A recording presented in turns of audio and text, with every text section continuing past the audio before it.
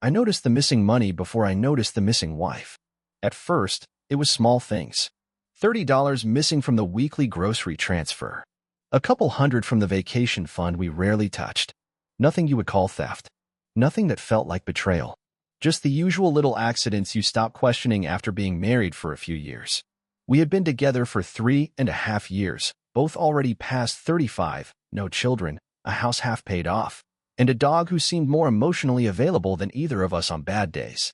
When Lily first talked about the charity marathon, it felt like hope. She had that kind of fire in her voice again, the kind I hadn't heard in a while. She talked about helping underprivileged kids, organizing a community event, bringing everyone together for something good. She mentioned working closely with someone she knew from a local nonprofit, a younger guy named Dean who had a lot of passion and energy. I didn't think anything of it. Not then. We opened a joint charity account under both our names. Friends and family started chipping in. Lily organized small fundraisers on weekends, bake sales, silent auctions. She threw herself into it with a level of focus that, looking back now, feels almost surgical. Every time I asked about progress, she smiled that bright, dismissive smile and said things were moving along great. I wanted to believe it. She started coming home later than usual. Meetings with Dean about permits, scheduling rehearsals for the marathon performers, endless logistical problems to solve. She would walk through the door at 9 or 10 at night, still in jeans and a windbreaker, her face tired but glowing with accomplishment. I asked her once if she needed help, and she shook her head, laughing. I've got it covered, she said. You just be there to cheer me on, okay? I nodded and kissed her forehead. Her skin was cold. 2 weeks before the event, the cash flow picked up. Large deposits from local businesses, private donors. Lily beamed when she showed me the numbers, scrolling through her phone with quick, excited fingers. $50,000 raised. More than anyone had expected. She said Dean was a miracle worker, that they made a great team. She talked about him more than she talked about me those days, but I told myself not to read into it. It was business. It was for a good cause. The first real warning sign came the night she came home without her wedding ring. I noticed it when she was rummaging through the fridge, pulling out a bottle of wine she said she was saving for the post-marathon celebration. Her left hand was bare, the indentation on her finger still faintly visible. You lose something? I asked casually. She froze, just for a second, then laughed it off. I took it off during the bake sale so I wouldn't ruin it with dough. Must have forgotten to put it back on. I didn't push. I didn't want to seem jealous or insecure. We were adults. Adults misplace things. Adults trust each other. Still, that night, lying in bed beside her, I watched her chest rise and fall in sleep and wondered why it felt like I was lying next to a stranger. As the event drew closer, her absences grew longer. Sometimes she stayed out until midnight, claiming last-minute preparations. She started locking her phone, something she hadn't bothered with in years. When I asked if she needed any help the night before the marathon, she smiled tiredly and said no. Everything was handled. We're almost there, she said. One more day. That was the last thing she said to me in person. The next morning, the house was empty. At first, I thought she left early for setup. I made coffee, fed the dog, checked my phone. No texts. No missed calls. Her car was gone. Her gym bag was gone. Her side of the closet had gaps like pulled teeth. On the kitchen counter, propped against the coffee maker, was a single sheet of paper. I'm sorry. I need a new beginning. Please don't try to find me. No signature. No explanation. Just that. I sat down at the table, reading it twice, 3 times, until the words lost meaning. Then I opened the charity account app on my phone. The balance was 0. The first thing I did after reading the note was sit there, paralyzed, trying to convince myself it wasn't real. People don't just vanish. Wives don't just pack up and evaporate the night before a major event they've been working on for months. I thought maybe there had been an emergency. Maybe she had a breakdown. Maybe something, anything, that didn't fit the worst-case scenario already blooming in the back of my mind. I checked the charity account again. 0 balance. Not a pending transaction. Not a frozen hold. Just clean, total emptiness. Like it had never existed at all. I called her phone. Straight to voicemail. I tried her parents. Her mother answered on the second ring, groggy, surprised to hear from me so early. I asked if Lily was there. She said no, she hadn't heard from her in days. I hung up before I could say anything stupid. I sat back in the chair, staring at the quiet kitchen. Coffee growing cold in my cup. The sound of the dog's nails clicking softly against the floor as he paced, sensing something wrong. I logged into our personal joint accounts. Savings, untouched.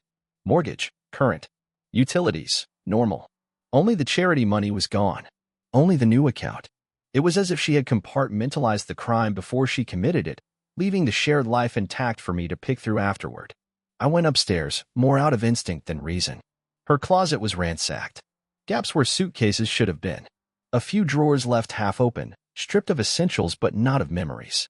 The jewelry box was gone. A handful of framed photos missing from the hallway. Selective robbery. In the bathroom, her toothbrush was missing. Her shampoo. The small details that scream louder than any farewell letter. At some point, I found myself sitting on the edge of the bed, her note crumpled in my hand, trying to replay the last few weeks in my head. What had I missed? The late nights. The secrecy. The phone turned face down on the counter. The sudden, burning need to run something on her own, with someone else. Dean. The name hit me harder than I wanted to admit. I hadn't thought much about him, the energetic young volunteer who had so conveniently stepped into her life right when things had started to quiet between us. She had mentioned him offhandedly, praised his ambition, laughed at his jokes. The way people talk about colleagues, harmless and distant. Now, every casual comment twisted itself into something sharper. I called the event organizer's number listed on the charity posters. A woman named Kim answered. I asked if Lily was there, pretending I had lost track of the schedule. Kim sounded puzzled. There is no marathon today, she said. It was canceled yesterday. Didn't Lily tell you? No, she hadn't. Kim mentioned something about funding issues and logistical problems, but her voice was thin and evasive. She was uncomfortable. I could hear it. I hung up without thanking her. At that moment, whatever hope I had left curdled into something colder. She hadn't just run away from me. She had destroyed everything she built in front of me, carefully, while smiling in my face. She hadn't canceled the marathon because she cared about saving face. She canceled it because there was nothing left to show. No funds. No event. No charity. Only a clean getaway. I spent the rest of the morning making calls. Police stations. Financial institutions. Lawyers. None of it moved quickly. None of it offered instant answers. By noon, I had filed a missing person report, even though I knew exactly where she wasn't. I sat in a sterile office filling out forms while an officer nodded politely and handed me pamphlets about coping with abandonment and theft. They treated me like I had been mugged in an alley instead of robbed inside my own marriage. Later that afternoon, after 3 unanswered calls and a single text message, please don't, I drove by Dean's listed address from the charity paperwork. The house was dark. Empty. The mailbox stuffed with unpaid flyers. They were gone. Not just Lily. Both of them. A joint disappearance. I drove home with the windows down, letting the early autumn wind claw at my face, trying to stay awake, stay angry, stay cold. I knew what had happened. I just didn't know why it had been so easy for her. Why 3.5 years could be packed into a suitcase and carried out the door without a backward glance. That night, as the dog lay at my feet and the house creaked with an unfamiliar loneliness, I made a promise. I wasn't going to chase her. I wasn't going to beg. But I was going to find out exactly how deep the hole went. And I was going to make sure she remembered that freedom has a price. I didn't waste time pretending she would come back. People who leave like that don't come back. They don't wake up one morning filled with guilt, retrace their steps, and beg for forgiveness. They keep moving forward, away from the wreckage they made, eyes fixed on their next escape. The charity account wasn't just emptied. It had been methodically drained over the course of 3 weeks, small transfers each day, just under the amount that might trigger automatic flags at the bank. It was subtle, precise. Not the work of someone panicking, the work of someone planning. The transfers all went to one secondary account, registered under a different name. Not Lily's. Not Dean's either, not directly. It belonged to a limited liability company, a shell registered 2 towns over. A fake charity listed as a non-profit for disaster relief. It took me less than an hour to trace it to a mailing address, a P.O. box in a rundown shopping center. No real office. No real charity. Just a mailbox behind a locked glass door. I sat in my car staring at it, engine idling, trying to absorb what it meant. This wasn't impulsive. This wasn't 2 people caught up in a stupid affair, running off on a whim. It was structured. Organized. They had planned every step while I kissed her goodnight and wished her luck with her good cause. I called the bank's fraud department, reported the suspicious activity, filed the forms. Gave them every transaction number I could find. It wouldn't bring the money back, but it started the official paper trail. I needed the documentation, not for revenge, for the coming war. I spent the next 2 days in a haze of phone calls and paperwork, freezing what little was left in our joint accounts, canceling her access to my credit cards, pulling old tax documents, searching for anything else she might have touched. She had been careful, too careful. She hadn't touched anything she didn't think she could get away with. Only the charity money. Only the money that belonged to other people too. That detail stuck with me. It wasn't just me she had betrayed. It was our friends, our neighbors, the businesses that had written checks in good faith, thinking they were helping someone who needed it. She hadn't just stolen my money. She had stolen their trust. I found myself hating her for that even more than for leaving. The police were slow. They took the missing persons report. They listened politely when I explained the theft. They said the charity account wasn't technically mine alone, that civil courts would have to sort out most of it unless clear fraud could be proven. They asked if I had proof she had never intended to hold the event. Not yet, but I would. Late one night, sitting alone in the living room, I dug deeper into the so-called nonprofit. I found an old event listing from 6 months ago, another charity drive, different town, same organizer name, same P.O. box. A forum thread complaining about a vanishing act after the money was collected. It wasn't their first time. I leaned back in my chair, staring at the screen. Lily hadn't been trapped by Dean. She hadn't been seduced by promises of love or passion. She had joined him willingly. She had looked at what he was offering, fast money, no consequences, a new life somewhere else, and decided it was better than staying married to me. In a way that was almost easier to swallow than believing she had been tricked. At least it was honest in its own ugly way. I printed everything. Every forum post. Every fake charity listing. Every transaction receipt. I organized them into folders. Built timelines. Cross-referenced names and dates. I wasn't planning on getting her back. I was planning on ending her. When I finally called a private investigator, I wasn't nervous. I wasn't emotional. I explained the situation clearly, like a man reporting a robbery, which, in the end, was exactly what had happened. He listened carefully, asked smart questions, took down notes. At the end of the meeting, he slid a card across the table. "I'll find them," he said. "And when I do, you'll know everything." I picked up the card, slipped it into my wallet, and nodded. It wasn't a matter of if anymore. Only when. It didn't take long. A week, maybe a little less. When you're not careful, when you think you're smarter than everyone else, you leave a trail even if you don't realize it. And Lily, for all her precision when it came to draining accounts, wasn't a professional. She was still sloppy with the human details. The investigator, Rourke, called me on a Wednesday morning. I was in the middle of canceling another automated bill in her name when the phone rang. "I found them," he said. "They're not far." They had gone 2 states over, settled in a mid-sized city where nobody knew their faces or their names. Rourke sent photos. Clear ones. Lily and Dean, coming out of a furniture store carrying boxes. Lily sitting at a cafe patio, laughing, sipping coffee across from Dean. Dean loading groceries into the back of a car I didn't recognize, new, expensive, bought with stolen charity money, no doubt. They didn't look like people hiding. They looked like people who had won. Rourke dug deeper. The apartment they rented was under Dean's name, but the utilities were listed under an alias Lily had started using. She had been preparing for this longer than I realized. New ID, new backstory. She wasn't just running away from a marriage. She was trying to erase the person she had been. They weren't living cheaply either. Receipts Rourke pulled showed spa days, new clothes, fancy restaurants. Half the charity funds had already evaporated into everyday luxuries. No caution, no fear. They thought they were safe. But money leaves records. And ambition leaves patterns. Dean wasn't just running a scam with Lily. He had done it before, with at least 2 other women in 2 other towns. Always the same setup, a fake charity, a grand event, a sudden disappearance once the cash flowed in. Rourke found online complaints filed months ago, scattered across local forums, warning about a man matching Dean's description. The police in those towns hadn't pursued charges, most victims too embarrassed to press, but the stains remained. Enough to paint a very clear picture. Lily hadn't fallen into an affair. She had climbed willingly into a business deal. One she must have thought would end in freedom, comfort, a life without rules or responsibilities. Seeing her face in those photos didn't hurt the way I thought it would. I didn't feel heartbreak. I didn't even feel rage. It was something colder. A dead weight sitting in my chest, heavy but manageable. Like finally admitting a bad investment instead of pretending the stock would rebound. I compiled everything Rourke sent me. A digital folder. Photos, financial reports, fake charity registrations, witness testimonies pulled from forum posts. Each piece clicked into place neatly, forming a structure of quiet, inescapable guilt. But having the truth wasn't enough.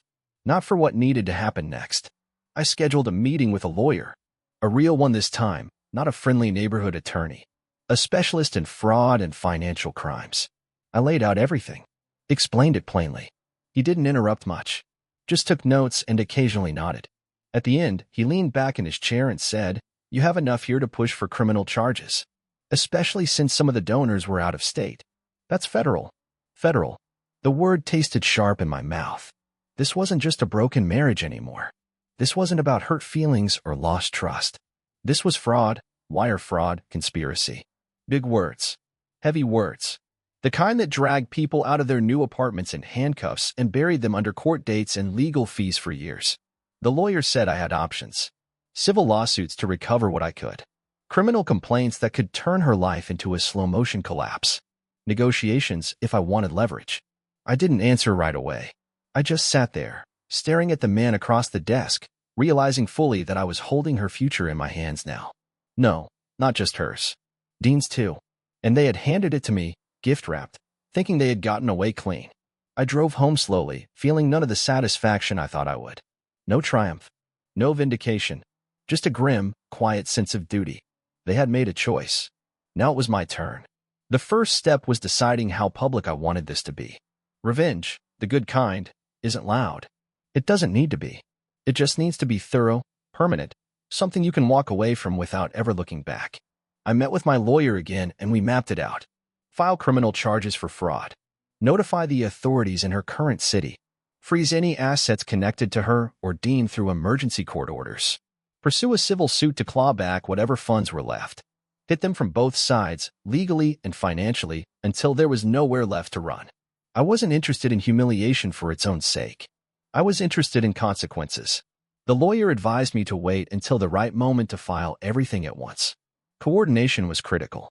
Give them no time to prepare, no way to shield themselves.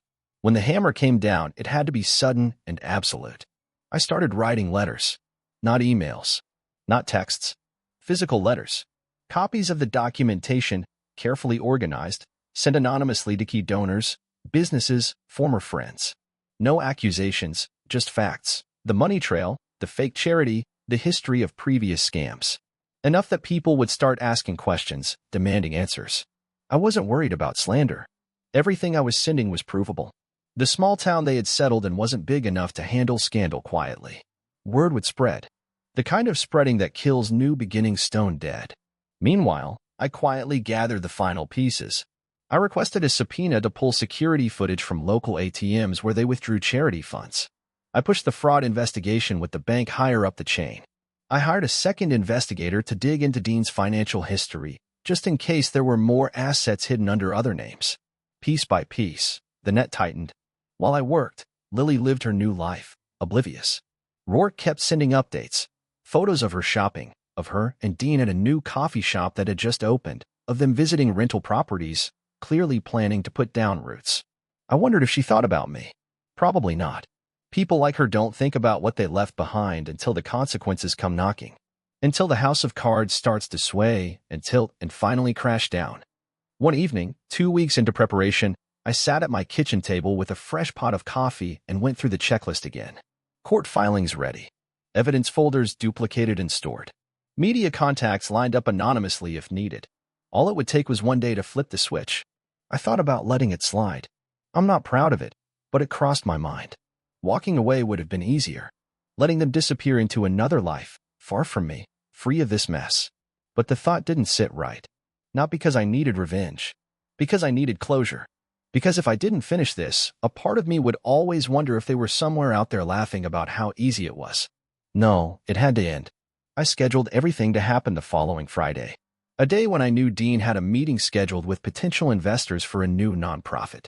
A day when Lily had a social event lined up. Another attempt to slip into the local charity scene. Timing was everything. Late Thursday night, I sat on the porch, watching the stars wheel across a dark sky, feeling the last of the old life peel away from me. Marriage, trust, the idea of who Lily had been, all of it dead weight now, ready to be cut loose. At midnight, I hit send on the first batch of legal filings. By noon Friday, the storm would begin. The first sign it was working came earlier than I expected. By late Friday morning, Rourke sent me a photo, Dean standing outside a coffee shop, phone pressed to his ear, pacing like a caged animal. Another photo followed an hour later, Lily, alone this time, sitting stiff-backed on a park bench, her phone dark in her hand, staring into nothing. The bank froze the fraudulent account first. Dean would have found out when he tried to pay for lunch and his card was declined. By early afternoon, the charity donors started calling. The ones who received the anonymous packets of evidence weren't quiet about it. Questions erupted on community forums. Posts shared. Screenshots circulated. Stories resurrected. By evening, their landlord received notice of the fraud investigation and served a warning. Lease termination pending. No second chances. Dean's social media, previously full of smiling posts about giving back and building community, went dark. Lily deleted her accounts entirely within hours. I imagined the panic, the blame, the sudden twisting realization that the walls weren't just closing in, they had already closed, and the ceiling was starting to drop. The real fracture came that night. Rourke got it all. He had cameras nearby, hidden in a car across from their apartment. He sent me the footage later, grainy, but clear enough. Dean shouting, wild gestures. Lily standing her ground at first, then pushing back, yelling in return. He grabbed a suitcase, stuffed it hastily, pushing past her. She followed him outside, still screaming, until he got into the car and peeled out of the lot without looking back. By midnight, she was alone. Saturday morning, Rourke confirmed it. Dean had emptied what little cash was left in the second account before vanishing. Left her behind to deal with the fallout. She tried to clean up. She tried to control the narrative. A few half-hearted emails to the local press, blaming organizational issues for the canceled event. Pleading messages to donors, asking for time to resolve financial confusion. It didn't matter. The police knocked on her door by Monday afternoon. The warrant had been easy to get. Financial fraud. Interstate wire transfers. Clear evidence of premeditated deceit. Enough to justify not just an arrest, but real charges. Not probation. Not a fine. Prison time. Rourke sent me one last photo. Lily in handcuffs, led out of the apartment complex by two officers. Head bowed, hair messy, face pale. No tears. Just that stunned, empty look of someone who finally understood they weren't smarter than the system they tried to cheat. I didn't celebrate. There was no burst of triumph, no shout of victory. Just a cold, satisfied silence, the kind you feel standing on solid ground after surviving a wreck. I spoke with the district attorney once, briefly. Confirmed my cooperation as a witness if needed. Provided my folders of evidence. Told them I had no interest in bargaining or negotiating. I wanted the truth recorded, officially and permanently. At the same time, my lawyer finalized the civil proceedings. The divorce papers were filed. She wasn't contesting anything. No alimony. No claims on the house. No rights to anything that had once been ours. She didn't even try. In less than a month, the life she tried to build on stolen trust crumbled completely.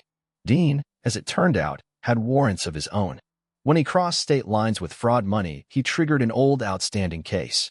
They picked him up 3 weeks later, drunk and broke, trying to pawn electronics at a gas station.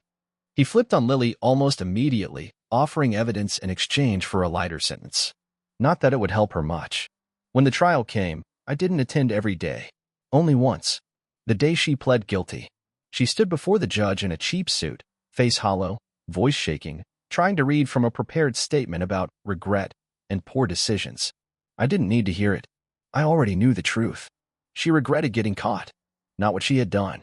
As I left the courthouse, walking past reporters who barely noticed me, I realized I hadn't thought about her in days. Not really. She was just another file now. Another case number. Another reminder that betrayal doesn't always wear the face you expect. Sometimes it smiles. Sometimes it kisses you goodbye. Sometimes it builds you a future and burns it all down before you realize the match is already lit. But the one thing it never does? It never wins. I didn't go to the sentencing to see her cry. I want to watch her understand. Courtrooms are strange places. No shouting. No dramatic final speeches. Just cold facts, read aloud, entered into record, weighed by men and women who don't care about the pieces left behind. I sat quietly in the back, hands folded, listening as her crimes were listed one after another. Wire fraud, embezzlement, conspiracy to commit fraud. Enough to leave a permanent scar on any life, even if the jail time itself turned out light. When they called her up to speak, she looked small. Not frail. Just empty. The polished, ambitious woman I had married was gone. In her place stood someone worn down by the consequences she thought would never find her. Her voice cracked once when she said she was sorry, but it didn't sound like sorrow. It sounded like someone bargaining for less time in a smaller cell. The judge wasn't moved. 16 months. Federal custody. 2 years probation after release. Restitution ordered. Whatever scraps could be recovered from the wreck she made. I didn't smile. I didn't feel a thing. When the session ended, she turned slightly, as if looking for something or someone. Her eyes brushed the benches, slow, desperate. When they found me, sitting alone near the exit, they widened slightly. She mouthed something. Maybe, help. Maybe, please. I stood up, smooth and steady, walked past her without stopping. Close enough that she could hear when I said, under my breath, a voice stripped of anything but truth. You built your new life. Now live in it. No glance back. No hesitation. Outside the courthouse, the air was cold and clean. Reporters clustered near the steps, shouting questions no one answered. Her parents stood off to the side, hollow and shell-shocked. Dean's lawyer paced by the parking meters, talking into a dead phone. None of it touched me. I walked to my truck, climbed in, closed the door. The world kept moving. Later that week, I received the final documents. Divorce finalized, restitution arrangements set, accounts fully separated. It was over. I went home, poured myself a glass of something strong, sat on the back porch with the dog at my feet, and watched the last colors drain from the autumn sky. Freedom isn't loud. It doesn't come with applause or fanfare. Sometimes it's just silence where the lies used to live. I looked down at the final copy of the court order, still lying on the table beside me, and let myself say the words out loud to no one. I just cleaned the floor. You can keep the dirt. Then I stood up, left the paper where it was, and closed the door on her story forever.